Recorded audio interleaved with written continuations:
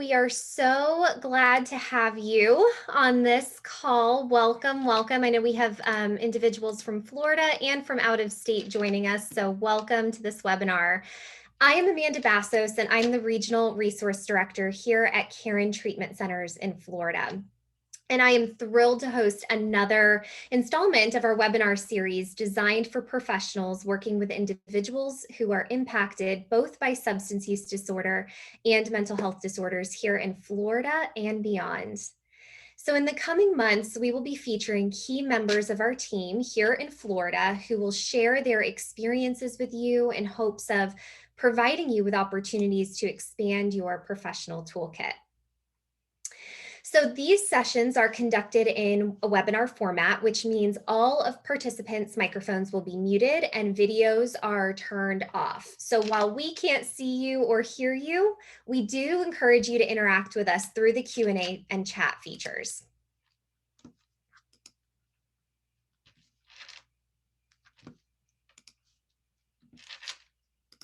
Okay, so just as a reminder, please keep your Zoom session open as the evaluation will appear at the end of the presentation when this is over. All attendees must attend the full duration of the webinar in order to receive full credit. Thank you so much to our educational sponsor, Jumana Grassi, for providing this credit for all of our attendees. At the end of the call, again, there will be an evaluation. Please complete that and then allow about 2 weeks to receive an emailed copy of that evaluation. And if you have any questions about that, please don't hesitate to reach out. So for today's topic, our presentation is Motivation to Change and Transitional Support. Get excited about your future, featuring 2 of our Caron, Florida speakers. First, we have Emery, who serves as a therapist for Caron Renaissance's College Success Services. Now, Evan actually started this position as Collegiate Recovery Coordinator back in 2016, where he provided some academic counseling for patients and assessed their readiness to engage and re-engage in their education, ultimately creating a roadmap that can help guide patients to realizing their life and recovery goals. Joining Evan is Jonathan Saltzburg, who serves as the Executive Director of College Success and Career Services at Caron Treatment Centers. Jonathan manages several innovative programs to help individuals examine what success in recovery means to them. He helps them strategically realign their careers and recovery goals in order to achieve the success that they ultimately want in their life. So welcome, Evan and Jonathan. We are so grateful in advance for your time on this presentation. We are excited to learn from you, and I will turn the presentation over to both of you. Thank you. Thank you.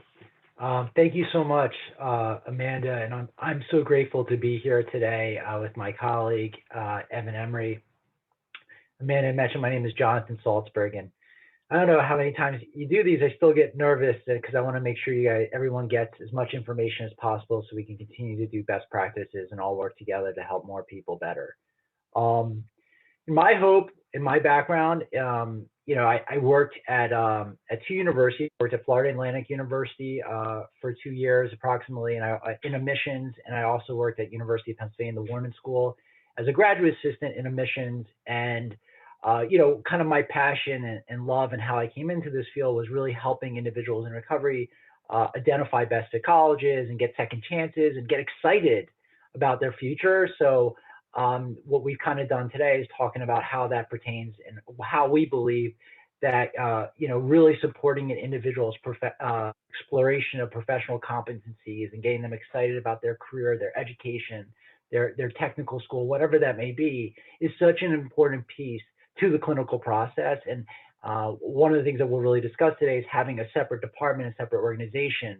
A part of the clinical team is such an important piece. And kind of the topic that I often hear from the patients, Jonathan, I thought you told me not to future trip. You don't want me a future trip and go out in the future. And I'm saying, no. We don't want you to future trip and project out to the future, but it's good to set goals, and goals can change. And let's get excited about your future. So we're going to talk a little bit about that and have some data to back what we're going to be talking about. So I'm just really excited to be here, and Looking forward to the discussion, and I'll turn it over to Emery to introduce himself. Thank you, Jonathan, and thank you guys for being here and for having me. I am really humbled to be here. Just a brief background on myself. Jonathan and I have been working together in some capacity. I started in this role in 2016, but I actually met Jonathan in 2011 when I went through Caron Renaissance as a patient, and it was Jonathan. I hadn't finished a bachelor's degree or really known what I was going to do with my life, and Jonathan was the one that taught me how to take out loans, taught me how to do applications on my own, taught me how to really do everything, because this information was completely daunting for me, never having done it. And the fact that I'm sitting here right now, also nervous, is really pretty amazing. So I'm really grateful to be here, and I hope that the information that we talk about can be helpful and provide some insight. So thank you.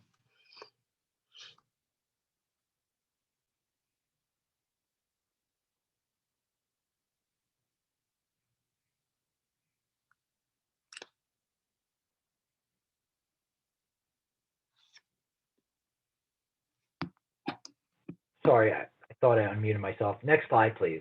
Sorry about that. Technical. First, can you go back? Okay, perfect. Sorry, we're technical issues. So really today, this is at the simplest level of this conversation, and we'll have some data, we'll have some lock and lather, the goal setting theories. We'll talk a lot about, I got my pen in my hand, so I got to be careful there. We'll talk a lot about a lot of different things, but I think the big piece that I want to try, the theory or the suggestion that I'm presenting today, or we're talking about today, is by getting the individual excited about their future, talking about their future goals, right? Talking about their career planning, talking about what opportunities are out there, right? And having that as a conversation helps the individual with their motivation to change now, right? And we're going to talk about the stages of change today. We're going to talk about a lot of that different process, but also about longer term recovery-oriented systems of care and how that works. So our learning objectives today are, we're going to talk about the stressors that our students are facing while attending college or technical school or high school, and what we're seeing, how they're working through that, and how we're utilizing that as a clinical opportunity for them to develop the self-awareness and emotional maturity they need to succeed when they leave us, right? We're also going to talk about the goal setting theory, right? Academic and career goal setting theory and the impact on one's motivations, both qualitative and quantitative. And then the third piece, really to inform and educate on the synergy between vocational career services and the support of clinical care. And what that means, it sounds fancy, the third bullet, but what that means is, how do Evan and myself and the team, we have a career services team, work with the clinical team and help individuals, help the patients explore their goals and ensure that they're aligned with what clinically the clinical team believes is the best fit ways to move forward in their clinical plan. So how do we align their academic and career goals with their treatment plan goals and ensure that if they do conflict, how do we kind of find that the middle ground, or help them get to a place that we all can feel supportive? So we're going to talk about that today as well. So the next slide, please. Thanks. So one of the most exciting things, I'm going to let Evan get into the slide.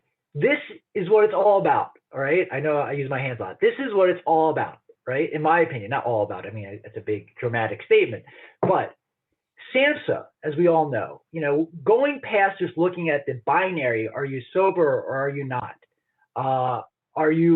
Did you pick up or did you not pick up? Did you return? Looking past that binary linear aspect of, are we successful or not? And looking through, are we living a life that's self-directed, or are we reaching our full potential? And if you read SAMHSA's working definition of recovery, a process of change through which individuals improve their health and wellness and live a self-directed life and strive to reach their full potential. I love this definition. I love showing the clients this definition because I think it really allows them to see, hey, we're not just talking about, substance use disorder or process addictions or other things. We're talking about you having the opportunity to really look at what you truly want to do with your life. What's your true potential? And wherever that may be, if you had educational disruption, you had a 3.0 GPA, but you really can get a 3.5, or you're pursuing a career and you're successful, but is it really truly what you want to do? Is it making you happy? Like, it falls all in line with this deeper conversation. And what we're going to have as a follow-up is our CEO and President-elect Brad Sorty, for those who don't know, is our new CEO taking over in July, who will be replacing Doug Tiemann, who's going to be retiring. Really had an incredible article in Treatment Magazine about looking at things not from just a binary yes or no issue. And I think we're going to send that as a follow-up, but looking at it from, a quality of life indicators. How are we engaging in life? And I'm going to let Evan continue with that discussion. Sure. Thanks, Jonathan. Yeah, I mean, just to tag on to that, one of the things that has been really true for therapy in general and true for the process is that therapy is very open-ended.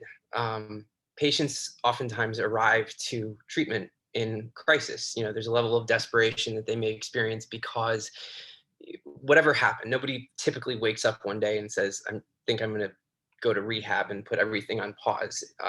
It's usually a snowball effect of a lot of different issues that leads to a crisis, both with the patient and within the entire family system. So when they arrive to treatment initially, we may see a higher level of readiness in the beginning. However, as time goes on, you typically see the patient's personality and a lot of the behaviors that you saw even in active addiction start to form. And that's really beneficial for the clinician and for us, because we get to kind of see the same thing that the family saw. We get to experience and work with the same behaviors that were so maladaptive, and actually get to look at that. Because if the patient stays in the desperate stage throughout, when they first arrive to treatment, we're not going to see what really happened. It's always good to see that kind of motivation, but it's also good to see the personality actually land, if that makes sense. Now, while therapy is open-ended, and while there is a significant amount of unknowns about the future, about what life is going to look like, our position here is really to try to not completely eliminate the unknowns, because we do want our clients and patients to get comfortable with unknown and not always having to have the immediate gratification that they received in active use. But we want to provide a light at the end of the tunnel, and you're going to hear me say that a couple times in this speech. Hopefully not too many, because I don't want to repeat myself too much. But we want to give someone something to hope for and something to work towards. And while the ultimate goal is to achieve a healthy life and sobriety, sometimes that's not enough for a patient to really grab onto. Sometimes what we really want to do is say, here's something tangible that you can work towards. And that's where we come in and start working with the clinical team. And that's really just to provide a sense of direction. I think that's it for this one. If we could go on to the next slide, please. Thank you. So I just wanted to read you just some data. I know we're all here because we know the problem of addiction, but I think that sometimes these stats, to me, when I read these stats, they're pretty powerful and disturbing. So we'll just get started. 1,800 students per year die annually due to alcohol-related deaths.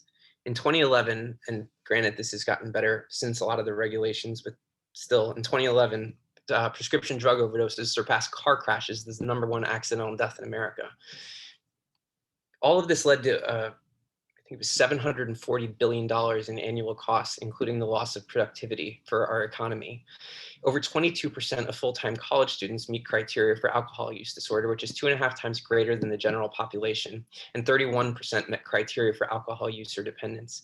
That's a really significant and important statistic, just to speak to that for a second, because one of the most common things that we hear when working with late adolescents or early college students is, this is normal. This is what college looks like. And while drinking may technically be a more socially accepted form there, we're not just talking about overly partying. We're actually talking about alcohol use disorder as diagnosed by DSM. There are 600,000 unintentional injuries, 700,000 assaults, this is per year, and 100,000 of those are sexual assaults. Lastly, as far as, this is a different study, which is why I'm reading this kind of out of order, but we found that twice the rate of alcohol use disorder, that attorneys have twice the rate of alcohol use disorder than the general population, which is something that I think requires some further exploration because of the high statistic of that. But basically, the point of reading these is just to really emphasize the significance of this problem. And again, while the government and federal regulation has helped with prescription drug use, we still haven't really seen enough of a dent in the problem to feel better about this. The problem is still very real and very significant. And I wanted to kind of highlight that. Next slide, please. So the problem, or excuse me, the solution. The National Drug Control Strategy suggests that behavioral health care providers must reduce barriers. We're going to be talking a lot about what that means as far as reducing barriers. How do we allow someone to put their life on pause and be able to actually engage in long-term care? Statistics, a lot of data suggests that long-term care provides the best outcome. For somebody that, essentially just goes to treatment for 28 days, that's not completely ineffective, but data suggests that long-term care is really what's going to provide the best outcome and the longest period of time for eliminating recidivism and making sure that sobriety is long-lasting.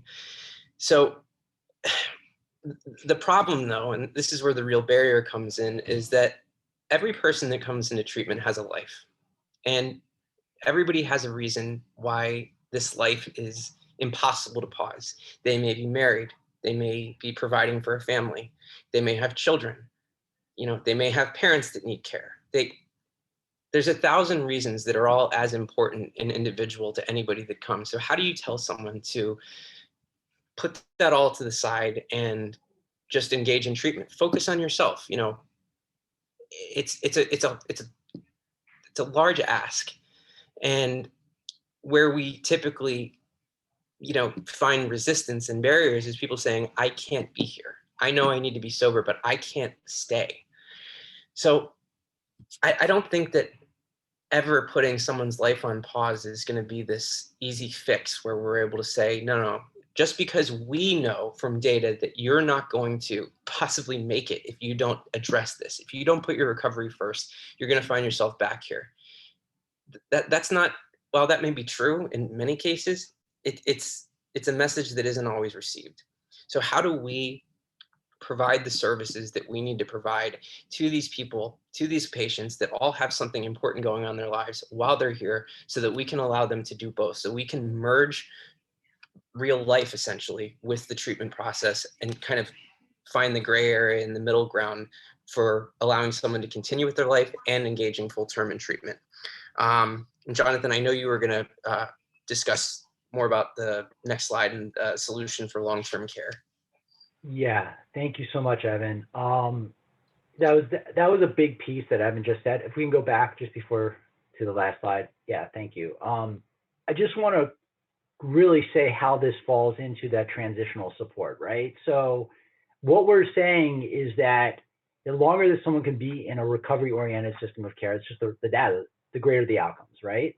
So we're saying if someone is able to work, go to school, be engaged, deal with their academic and career goals while in treatment, and then be able to continue with that process when they leave here with someone that's qualified, who's able to do those services in transitional care, is such a huge piece. So really looking transitional care and working with providers that deliver that is so important. Let me go a little further with that. I had a family member that was in the hospital for many months. He or she had ulcerative colitis, and their colon was perforated, and the colon had to be removed. And when they left the hospital after a month and a half, they had a nurse that would come home. They have a whole aftercare plan, right? So that's not after 2 months, it's over. Hey, you're fine. It's fine. It's, you just go home, you're gonna be okay, and we're done. But it's actually this, you follow up a month after, you got this, you have this nurse, you have these doctors, you have a kind of a prescribed plan to address this chronic condition for the next year or two, right? So really, I mean, I know I'm saying what all of us already know that's probably on this call, but the data is still so prevalent that, when people are leaving here or leaving our care or transitioning, such an important piece to treat this as a chronic condition as it is, that over a year or two that we're really breaking it down for the client, right? That, listen, great, you were here for 2 months, great, but the work continues. And as Evan had suggested, that by getting them excited and to get them to work with a transitional care team that has executive coaching or has career counseling, it has academic planning, that has the ability to integrate that or to work with clinicians that deal with these existential issues are so important to continue that work. Sometimes, yeah, they're going to be here at Renaissance and we're going to be able to have them do school through our Sober Dorm program where they're taking classes while in treatment and be able to deal with the first semester back to school or do it. Sometimes we're going to have professionals in our professional track that are able to do work while here and deal with the triggers of work. Sometimes in our Ocean Drive program, we're going to have executives that are able and other individuals that have had a level of success be able to deal with their triggers and frustrations, although they see themselves as being successful because from a financial standpoint, they are, but from a qualitative and from a spiritual standpoint that they feel bankrupt, right? How do we get to deal with that in real time? That's not always the case. And that's why we need, for those of you that deal with transitional care and support that, we need these relationships so to support this continuum. So we're going to leave go to the next one. So on that note, don't leave before the miracle happens. And we hear this in the 12-step community. It's a great saying. I'd like to think it's a great saying. It's don't leave before the miracle happens. And to me, what that means is really, a lot of people have these shifts, these profound shifts where all of a sudden we see the patient, the individual, the family all of a sudden say, I can't do this anymore. You're right. This is like, I cannot continue. I need to contribute positively to the recovery. Supporting Joey with going back to school after treatment, and after he or she leaves treatment, paying for them to go back to school may not be the best thing, and it's not going to solve the problems. Or or in other cases with a family member or a family business that we work with, someone who's in a family business, going back to the family business, letting them back into the family business, and having them report to me is not going to help anymore. I got to treat this individual as a professional. And if they're not fulfilling what they need to do at the family business, we can't keep them at the family business. So really, this is where I really like to say and look at kind of some of the quantitative analysis and some of our background in leadership and organizational thought, as far as like, if you look at goal setting theory and you look at Locke and Latham, and you see what the kind of the goal setting theory talks about from an organizational standpoint, and encouraging and empowering employees to perform and to meet their goals. Goals are great, but they don't have to be set in stone. However, by working with a client over a certain amount of time to help them develop their academic goals and career goals and show them how their goals are shifting and changing based on what's important to them, and that changes over some time, we've seen an incredible amount of change and how that shifts the change so they're able to do more clinical work. Hey, I actually do want to be successful. I do want to work. I do want to grow in my business. I do want to go from a financial analyst to a supervisor and mentor individuals. But I can't continue doing that if I continue drinking and continue the behaviors I'm at. I won't sustain. It's not sustainable. So getting them to see that kind of that angle and utilizing kind of the research and goal setting is a powerful technique to get them to that motivation to change. So we'll go to the next one. Thank you. The next slide. So I'm going to let Evan talk about how goal setting happens. Evan, please. So this is the actual, thank you, Jonathan. This is the actual assessment process. And, I'm trying to break this into as much of like a bullet point format as I can to go through it. But I guess the best way to kind of capture this is to create some kind of timeline initially. What I always do with every patient I work with is have them write a timeline of typically where their education started in high school. What happened? Anything significant? Any disciplinary? Any success? Any academic concerns? Which colleges they applied to, which ones they got in, how many credits. And we literally create this together on a computer and put everything out there, which is actually really an interesting process to watch for a lot of patients who are kind of getting to observe and go through their own history. It can be a really sad thing to go through when somebody has been, and in many cases, has failed out of a school, has had to transfer to a school. This is when their first significant relationship ended. This is where they got caught for plagiarism. So we go through that and we really note any kind of significant events that took place during their academic experience. And the same goes for, career services and the professionals track. When I'm working with students, which is what I primarily do, I'm doing it from a high school and college standpoint. But after we've created this timeline in the assessment process, the main questions that we like to address with the patient is, what do you want? What exactly is the next step for you? And a patient usually has a pretty good idea of what it is that they want out of life. Oftentimes it's the same thing that we all want. It's happiness, to find peace. But more specifically, like, where do you see yourself? So once we create a little list, and sometimes it's really specific, sometimes it's very general. The next question that I would ask is, what's holding you back? What is the main thing that's getting in the way of you getting where you want to be? And sometimes the answer is, well, I'm an addict. But more specifically, is there something that a behavior, a personality trait, an event that's blocking you from meeting the goals that you're looking for?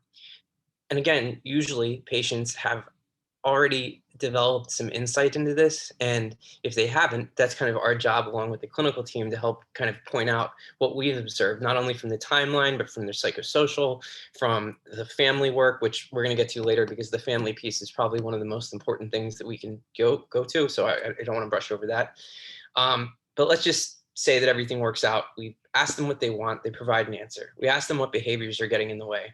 We ask what could be risk factors once we've identified the behaviors and what those risk factors, could potentially look like. So once we've identified all of this, that's when we begin to be able to actually create a tangible process. We go through another timeline, except instead of the past, we go through something that could be the future. What exactly do you need to do? And sometimes this is as simple as, well, I need to request my transcript. I need to reach out to my dean of my old school and find out what academic standing I'm still in. I need to, find out on my transcript, is there going to be anything that would prevent me from getting into another school? I need to apply to another school. And I'd say almost every case, most of these patients have had their parents or a guidance counselor do all this work, and they don't really know how to do it. And it's not for us to necessarily take the role of parent and, mimic all this, but it is for us to teach and to make them feel not alone. Because, I think oftentimes when patients are tasked to do this, they already have enough on their plate between the clinical stuff and all the therapy that they're engaged in. They need some help with this process. And that's kind of where Jonathan and I and our team step in to help navigate this. So we create a list of steps. And once we've identified and created this plan, this usually doesn't happen over one session. This is a process, but we are then able to work closely with the clinical team and the family to gauge the motivation and the willingness to show up. So is someone's words matching their actions? Are they behaving in a way that indicates that this is something that they really want, or are the same things happening? Are they cleaning their apartments? Are they sleeping in? Are they showing up to group? Are they isolating? Are they calling sober supports? Are they going to meetings? Are they engaging in the family work? All of this matters really significantly when it comes to finding out where someone's motivation is.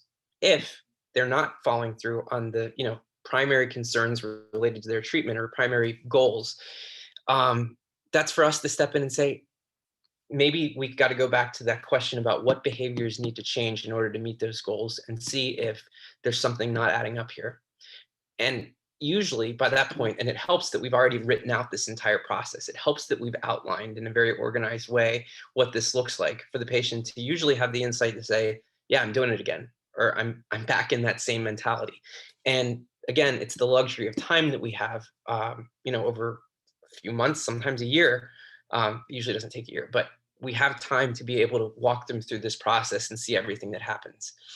So those are just a couple of examples of not only like creating the process, an assessment, and a timeline of steps, but also just what can happen during this process and how it's not like a straight line typically. It's in fact, it's ideal for the patient to struggle so that we can help them through that and see what their regression in sobriety looks like. So again, just through all this, before I go on to the next slide, the goals that are being developed, we are not a separate entity completely from their therapist. We are a team with their therapist. We are a team with their family, and everything that we're doing is in line with the clinical recommendations. If a patient isn't recommended to go to school, if they've tried school 7 times and that's what they do every time they leave treatment, they go back to school and it doesn't work, then it's very possible that patient isn't appropriate to go to school. It's very possible that this particular patient needs to maybe focus on something else, even if it just means getting a job, which again, we can help with. But speaking to the academics, all of this has to be clinically approved. And every single time Jonathan or I meet with a patient, we, that day update the therapist on everything that was said and done and make sure that everything that we're doing is in line with those recommendations. Next slide, please. So the stages of change. I'm sure everybody on here is familiar with these stages of change. And just to spend, I think I spent too much time on the last slide, just to spend a second on this. What we're essentially doing, we meet patients usually in pre-contemplation or contemplation stage. The work that we're trying to do is preparation and eventually action. The nice thing about this particular job, and I mentioned earlier about therapy being very open-ended, and it's sometimes difficult to gauge where a patient is emotionally or clinically because you need more time to see that. But with us, because we have these tangible steps, our work with them can help the therapist see tangibly, are they following through? Did they fill out the application? Did they request the transcript? Again, just are they doing the things, following up on their treatment plans? It's very telling to see whether they're following through with the actions. I mean, literally just yesterday, I sent out a message to the team of a high schooler I'm working with saying that his grades have increased in 2 of his classes that he's taking so substantially. And even though he's still has a lot of work to do in therapy, the work that I've seen him do does indicate that change is happening based on the comparison from what school looked like before he got here to what it looks like now. So it's just a good example of assessing this stages of change piece. If I could just add one thing, please, on that, please. in a parallel, in a similar process, what we see on the career services side is that someone, who is working in a field that may not be in his or her best interest, someone who has a process or has gambling issues, spending issues, and working, in a field that kind of fuels that perhaps, or is not supporting that as much. I mean, obviously the economy, the economic impact that we've all seen, it's hard for us as professionals to say, hey, find another job. It's not that easy. We can't say that, right? But what we can do is work with the clinical team to say, hey, are you open to looking at adjacent career opportunities and seeing if the willingness is there? And to Evan's point there, in a parallel fashion, being able to say and give them the opportunity to look at, hey, did you do any look at what other opportunities are out there? No, I didn't. Or yeah, I'm open to it. If there's other opportunities out there that I can make the same salary and do X, Y, and Z, then I'll take it. I'm happy to do that, Jonathan. I'm willing to do that for my family. And seeing if they're actually willing to do it and actually taking the action to do it, looking at, hey, look what I found, these different jobs. So on that same process, having that data to be able to provide clinically to the team is such an important piece as we look through the stages and change. And granted, it would be great finances and all that stuff. People could be with us and we'd be able to do this work. But, unfortunately, we're not, not everyone's able to stay kind of the ideal length of stay. So really looking at transitional care partners and collaborators that can continue this work is such an important piece. So sorry for interrupting you, Evan. I just wanted to talk about how really from a workflow standpoint and design, very similar on the career service side and even the executive coaching side, which we'll talk about later. Thank you, Evan. Yeah, Please. Thank you. It's helpful. So this is one of my favorite parts, aside from the family stuff that we'll get into later, but I love doing these. Oh, next slide, please. I'm sorry. Is these case studies. So I'll present, again, I focus more with the students, so I'll definitely hand it over to Jonathan to talk more about the executive and the professional, but just one case study involving, or two rather, I'll do two. A student that I worked with a few years ago that the reason I chose this, and this was really hard to kind of decide which one I wanted to talk about because it really incorporates everything that we've discussed. It incorporates having the luxury of time, it incorporates the assessment progress, it incorporates the family work and the boundaries and the leverage and the therapeutic alliance. So there's a lot of stuff in here and I'll do my best to make it as organized as possible. So I hope I can do, I hope I can do that. But so this is a young man that I worked with about 3 years ago. He was a student at Tufts. He came to us after having to medically withdraw from the university because things were out of control. He presented with pretty significant clinical issues, both in substance abuse and in he was really struggling with sexual identity. He had recently come out and he was experiencing some internalized homophobia and just a lot of feelings around that. The family was also incredibly enmeshed with this patient, and they kind of pushed to the side the importance of the clinical work and were really more concerned with getting him back to Tufts. School was their number one priority, and even him having to take a medical leave was an incredibly difficult thing for them to see happen. So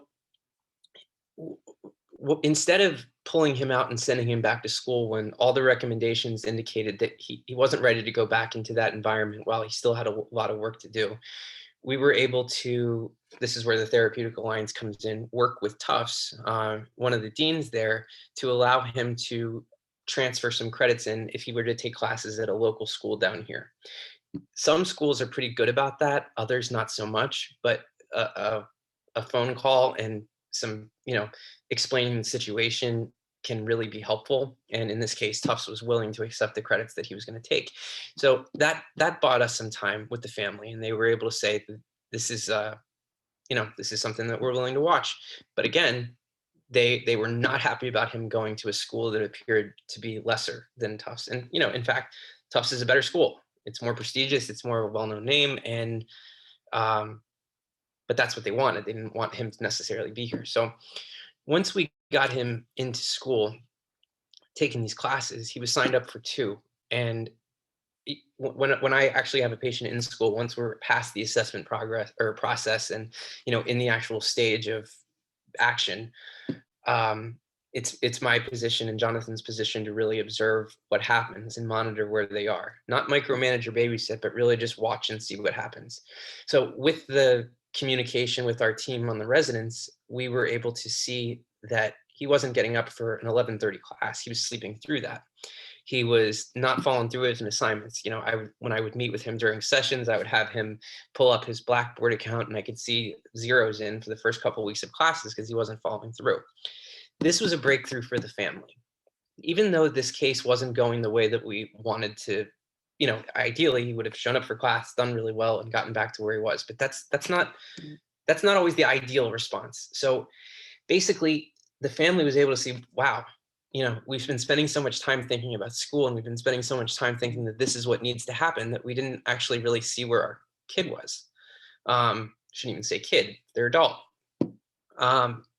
And it was a wake-up call for them. And it was exactly what they needed to see in order for them to set the boundaries necessary. Through this process, they were able to say, we're not sending you back to Tufts. We're not sending you anywhere until you show us that you're willing to do this. Tufts is going to cost tens of thousands of dollars in tuition. And it was at that point, and there's a lot that happened during this time, but it was at this point that the patient was able to make the change he needed. He was able to actually believe the boundary that his parents were going to set.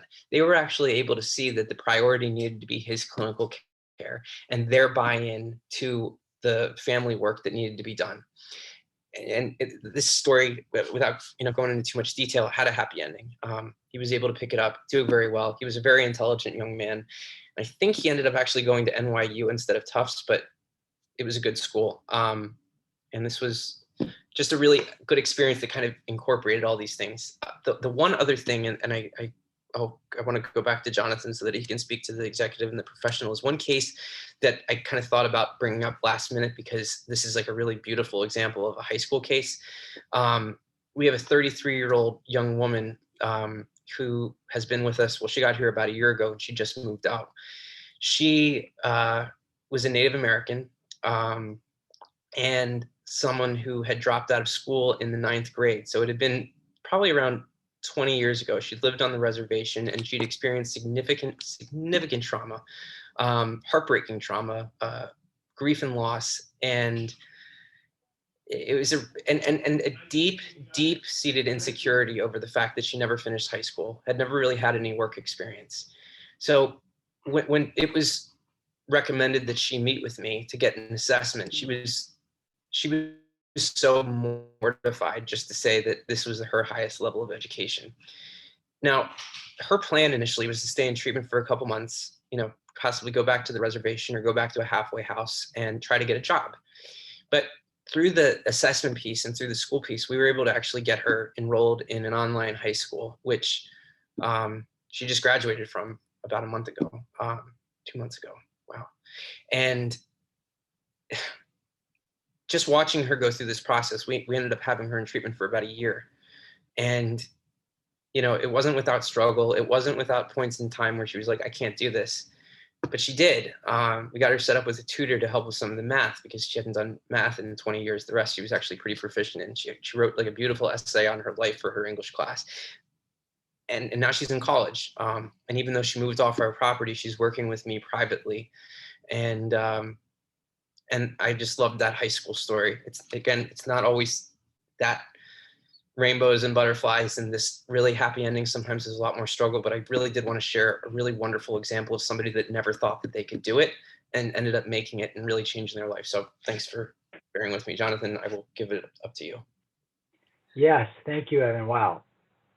I love doing these presentations because it reconnects and re-inspires me. And but I want to touch on 2 points that you mentioned real quick for the audience. One is, you know, redefining what treatment looks like. And we talked about treatment for a year. You know, I saw some of the questions in Q&As and questions about, you know, long-term care, and that's great. But how do you make it affordable? How does it, you know, how does insurance cover all these different things? And so just real quick to talk about at Caron Renaissance, we have the ability to have people here for longer, but they're stepping down, right? Stepping down to life. And I know we're very fortunate and grateful to have that opportunity and have a lot of visionary donors that have allowed scholarship assistance and other things. So we can see that happen for families that may not be able to get that care.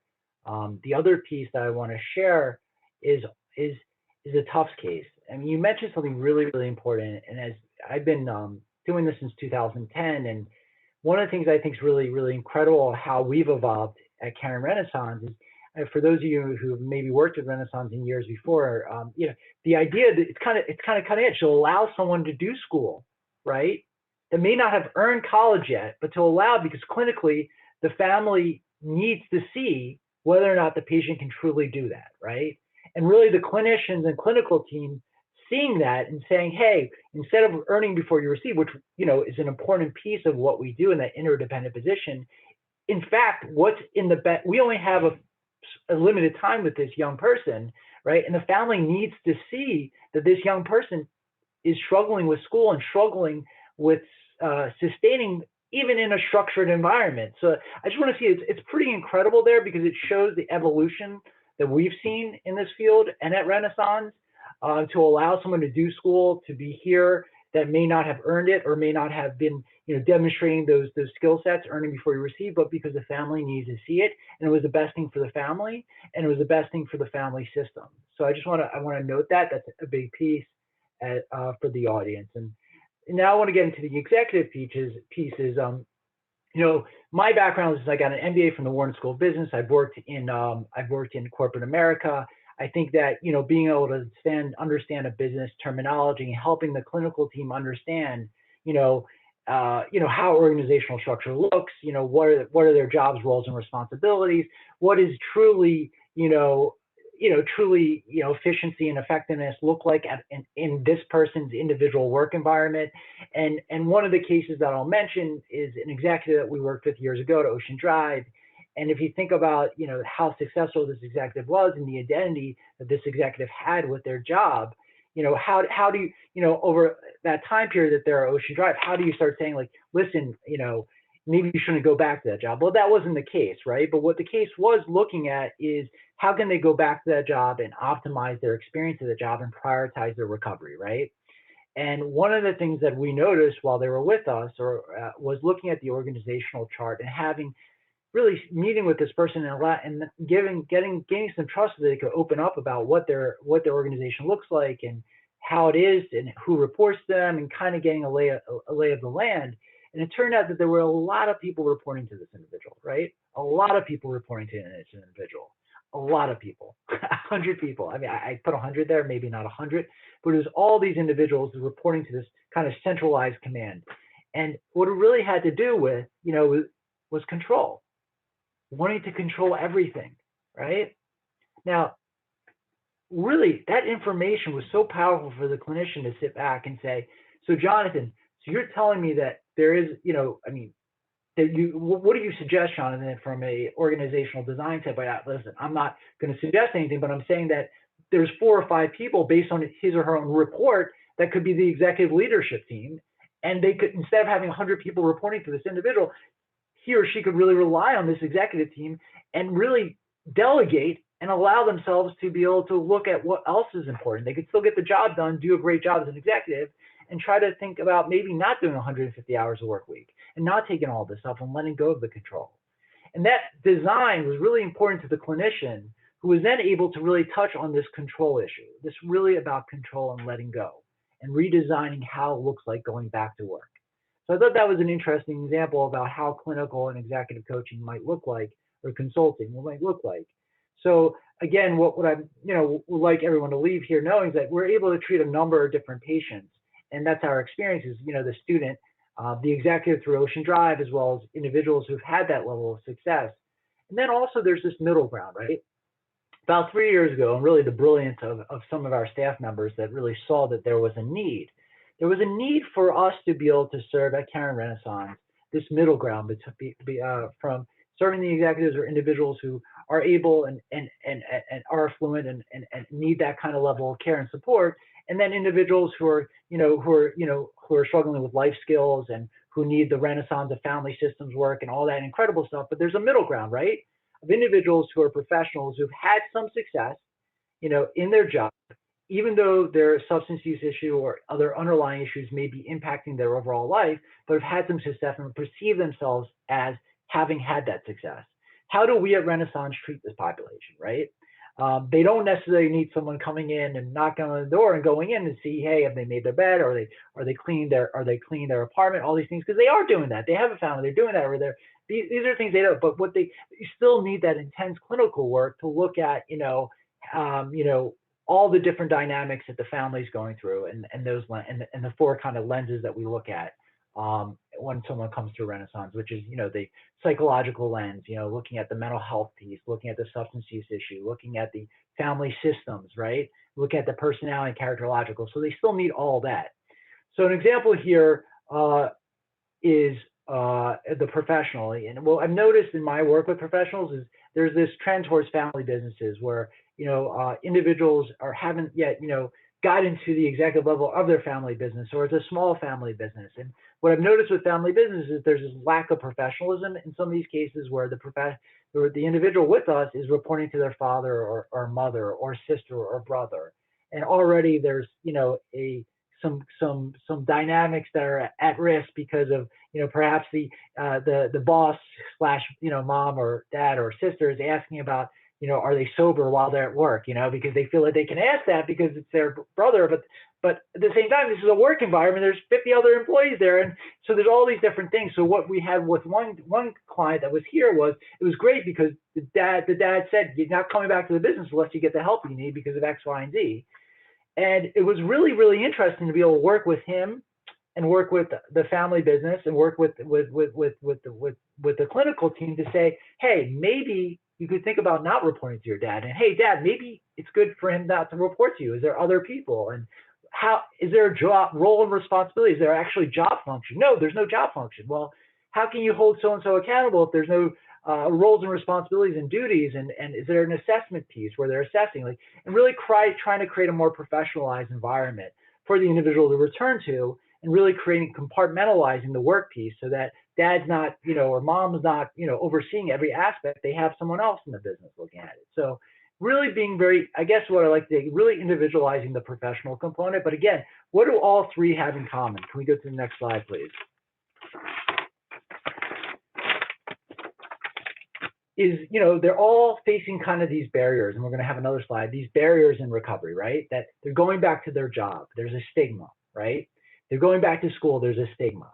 They're an executive that's, taking a month off. There's there's family of origins. There's shame. There's guilt. There's all these different things that kind of the common denominator, they have a lot of similar aspects that we're dealing with in this environment. The gaps in resume, the educational disruption. I mean, the gap, there's just so many similarities. So we really, the school of thought that we've looked at from our model down here is looking at, what have we done with academic success services as part of the continuum of care? What have we done with career services as part of the continuum of care? And what are we now doing with executive coaching services as part of the continuum of care?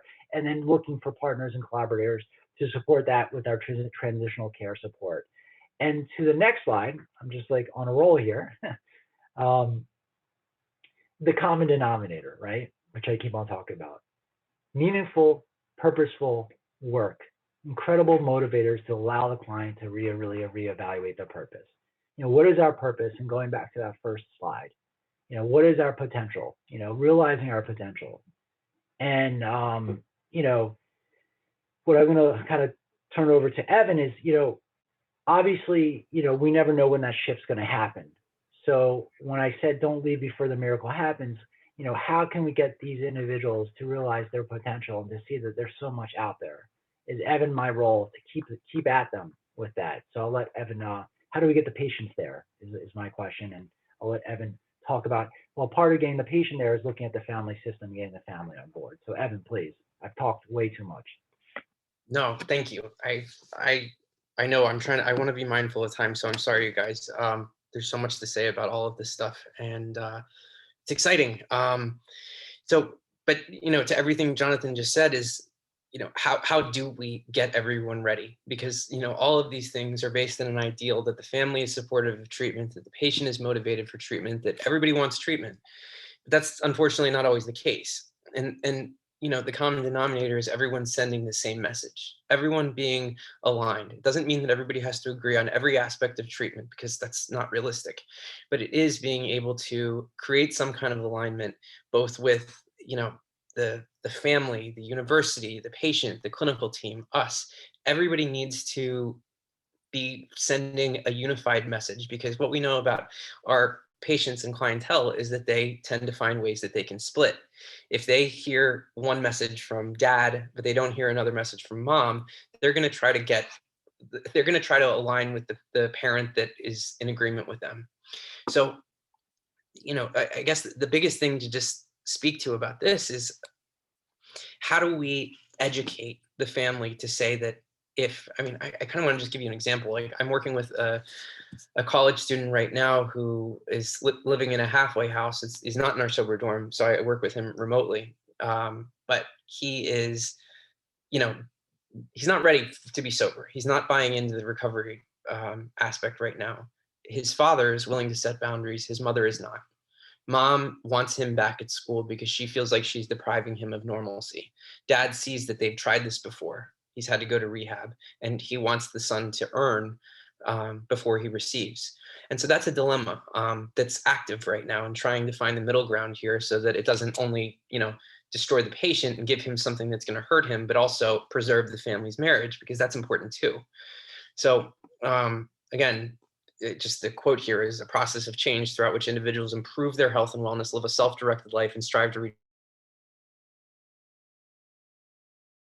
a really big one. So them being engaged in treatment, and them, not necessarily having to buy into every aspect of the philosophy, but at least willing to find the middle ground for what they want for the patient, and for, following through on our recommendations and the clinician's recommendations is incredibly important for gaining leverage. That's all for this slide. So, Jonathan, I know that this kind of follows up to the one about barriers of care. Do you want to take this one back? Yeah, I'm going to take this one. And also I want to recognize that we're running out of time. And I think that I just want to speed us up. I just want to say that there's so many barriers. One of the big pieces is I feel like a lot of our roles is helping convince individuals to get the help they need and to see, like, hey, your life doesn't have to be on hold. So these are all pieces of things that we hear and that we're able to address, questions that we're well trained to handle and that we've seen. I think we'll go to the next slide, which was the systems approach to therapeutic alliance, which Evan really kind of alluded to and spoke to, and working with the patient, the family, and the clinical team. But also, what about working with the college, right? Getting a release sign for the college. And examples could be, if you don't get the academic advisor on board and the patient's going back to college and the academic advisor is saying, hey, why aren't you taking 5 classes? You're so far behind. And the clinical team, us, saying, hey, we just want him to take, or she to take 2 classes and just kind of get a solid ground and work on the recovery and work. I mean, so getting everybody on the same page through a proper therapeutic alliance. And then to the call to action, sorry, I'm just kind of keeping track of the time here, is what I'd like to kind of leave everyone to think through is, what I guess what I was thinking about is what's our call to action? And I think about the career education. I mean, I firmly believe that professional competencies and all this needs to be addressed while someone's going through this process, right?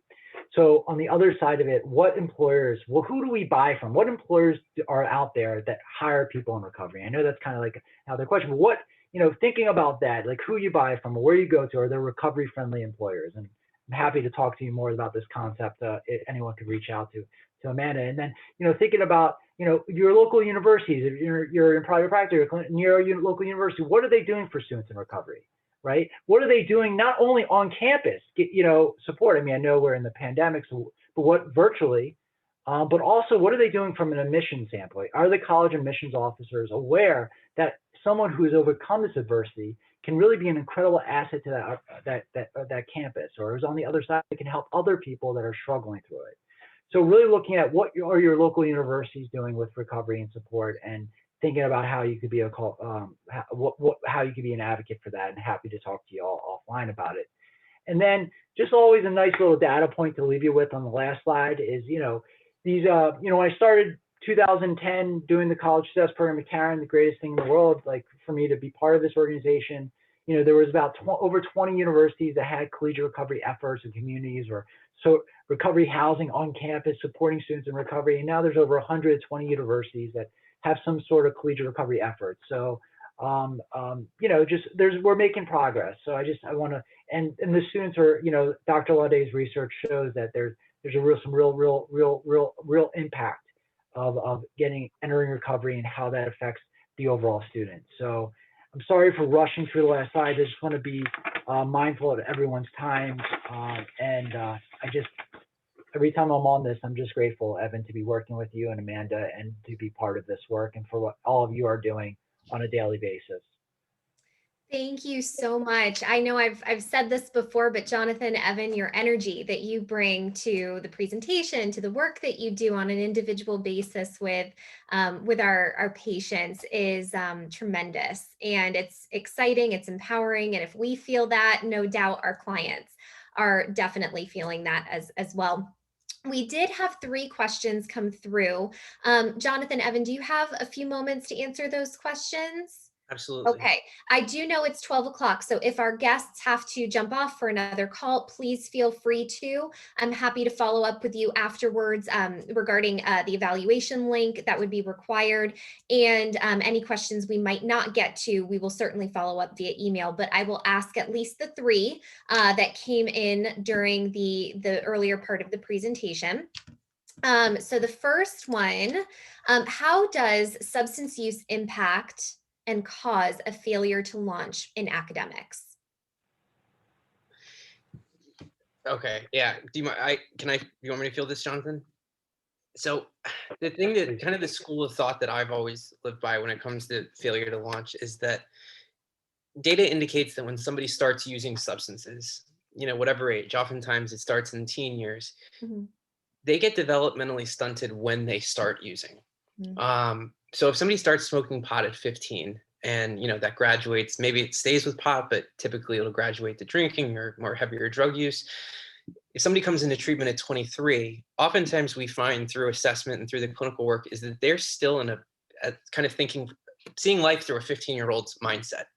So as far as failure to launch, I mean, that's a more basic response for intellectually what's happening as a result of the drug use. But even from an emotional standpoint, a lot of the normal growth that typically would happen during this time isn't happening because it's being so stunted. And I guess just to kind of finish that question as far as like failure to launch and what we see, when substance abuse is so significant, it does take over everything. Students aren't in a mindset that they can study. They can't prepare for work. If they're partying every night, they're partying every night. They're not doing what they need to do. So it absolutely is keeping people frozen from moving forward intellectually, emotionally, and academically. Thank you. Absolutely. Thank you. Now, this question is referencing the timeline of goals that we addressed earlier. What if I have a student who does not know what he wants for any long-term goals? So to speak, he's pretty lost. Is it best to set tangible, short-term, attainable goals to build momentum to develop confidence with hopes of later having some clear long-term goals? What are your recommendations? Definitely. And Jonathan, I'll give you some space to answer this too. This is actually something that happens, you know, relatively frequently, where we have somebody that really doesn't know what they want. And um, e- even if it's for somebody like that, I usually start with even going on a more basic level and just ask them what they like.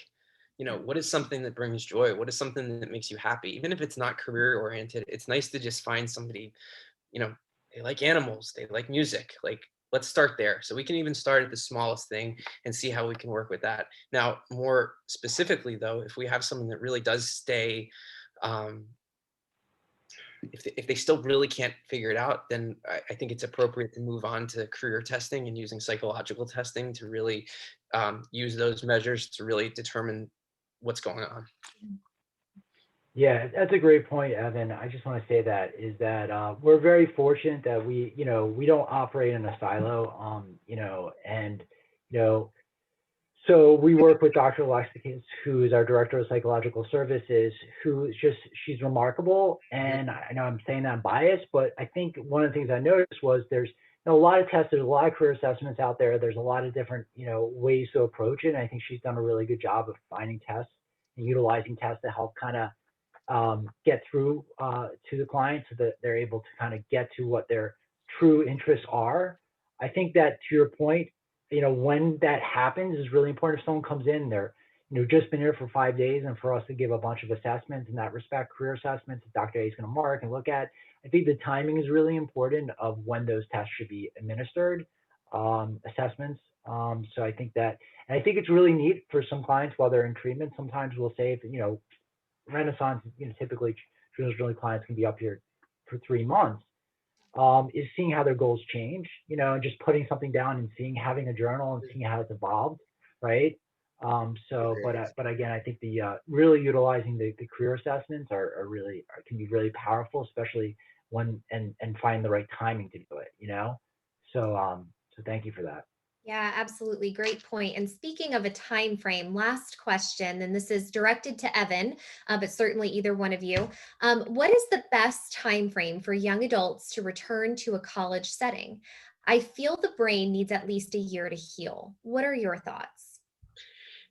Man, I agree.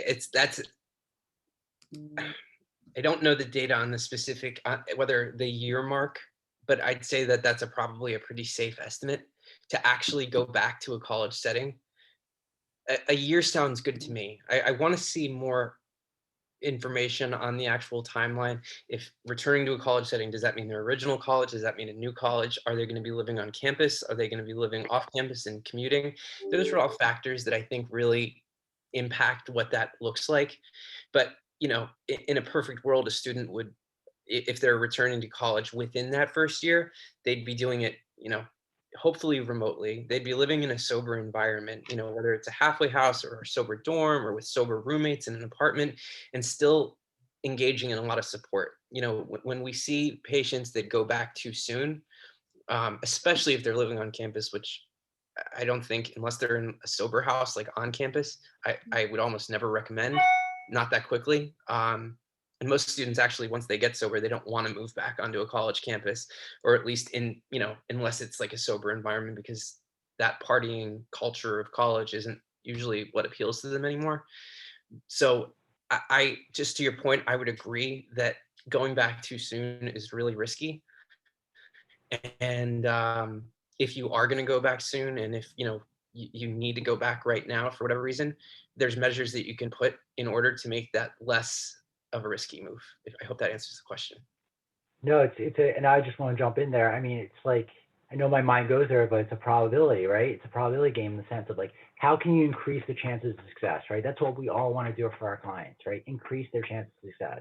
And we also know the brain science piece of that, which is huge, right? That question is really alluding to. I also want to just err on this from my experience. Like, how do you find, yes, a year, like delaying going back to that original campus and trying to let them heal and the student heal and gain some self-esteem before just going back after 3 months away? Absolutely. But I also don't want to lose their desire, their education, where they're, waiting a year and they end up saying, you know what, I'm not going to wait anymore. I'm just going to go out and do it my way. So like, where's those nuances in finding the middle ground? I think part of our role is, but in a great way. So the middle ground could be just what Evan said is, listen, wait 1 year, take some classes, work, build your recovery, get some meetings, build some foundation, and then go back to your original school. So you get to take your classes, you get them to transfer back to so-and-so. You're not losing that much time. Actually, you're gaining because you're going to be able to do even better when you go back there. So I feel like the answer that I propose to that is yes, and how do we find it? Yes, and how do we find the middle ground, right? And get in a way that's going to achieve the overall goal. And, so sorry, no, I just want to piggyback because there's one really important piece, because then what if you get in a situation where the family isn't willing to say no? They're going to continue to enable. What if they say, yes, I'm going to buy in and send the kid back? This is kind of what I'm going through right now with a patient. So sometimes you have to let it play out. Sometimes you have to get the families to see the crisis happen, because whatever's happened to bring them to treatment isn't enough. So unfortunately, we all want to prevent that from happening, obviously, but sometimes the most valuable thing therapeutically, and I'm sorry, I didn't mean to cut you off. I just think it's really important to see that if this doesn't happen and the family and the student are insistent upon going back because they want that life back, then, we try to make any recommendation as concrete as we can, but to be flexible and say, this is the support that you may need, but if it happens, call us. So I just wanted to add that on, because everything you just said, Jonathan, I completely agree with, but in a perfect world, or in a real world, that doesn't always happen. Right. Absolutely. Well, thank you both so incredibly much for your time. And thank you to all of our attendees for their time. I know we have gone 10 minutes over the hour, but we appreciate it. We know your time is valuable. So we are so grateful and hope that you found this webinar helpful for your practice. If you have any additional questions following today's presentation, please do not hesitate to reach out. We're happy to connect by email, by phone, to answer anything additional. As a reminder, please keep your Zoom link, I should say, open once we're done for the link. If not, I can follow up and provide that link for you via email if you don't see it automatically. We will be hosting another webinar next month, so watch your email for some more details. You can always visit our website, which is www.caron.org/webinars, and you'll see a full list of upcoming events. If any might be helpful for you, feel free to sign up. So again, feel free to contact me, Amanda Bassos, anytime. We do have a full list of our team information on the screen right now. Their contact info is listed there as well, should you need anything. Again, please don't hesitate to reach out with questions. We appreciate your time and look forward to seeing you again in the future. Be well, everyone. Thank you, everybody. Thank you, everyone. Bye.